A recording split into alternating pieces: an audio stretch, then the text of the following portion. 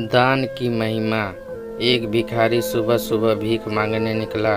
चलते समय उसने अपनी झोली में जौ के मुट्ठी भर दाने डाल दिए। इस अंधविश्वास के कारण कि भिक्षाटन के लिए निकलते समय भिखारी अपनी झोली खाली नहीं रखते।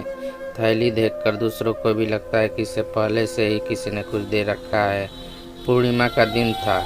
भिखारी सोच रहा था कि आज अगर ईश्वर की कृपा होगी तो मेरी यह झोली शाम से पहले ही भर जाएगी।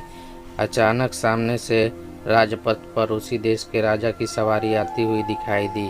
भिखारी खुश हो गया। उसने सोचा कि राजा के दर्शन और उनसे मिलने वाले दान से आज तो उसकी सारी दरिद्रता दूर हो जाएगी और उसका जीवन संवर जाएगा। जैसे जैसे राजा की सवारी निकट आती गई, भिखारी की कल्पना और उत्तेजना भी बढ़ती गई। जैसे ही राजा का रथ भिखारी के निकट आया, राजा ने अपना रथ रुकवाया और उतरकर उसके निकट पहुँचे। भिखारी की तो मानो सांसें ही रुकने लगी, लेकिन राजा ने उसे कुछ देने के बदले उल्टे अपने बहुमूल्य चादर उसके सामने फैला दी और उससे भीख की याचना करने लगा। भिखारी को समझ नहीं आ रहा था कि वह क्या करे। अभी वह सोच ही रहा था कि राजा ने पुनः याचना की। भिखारी ने अपनी झोली में हाथ डाला, मगर हमेशा दूसरों से लेने वाला मन देने को राजी नहीं हो रहा था। जैसे तैसे करके उसने 2 दाने जौ के निकाले और राजा की चादर में डाल दिए।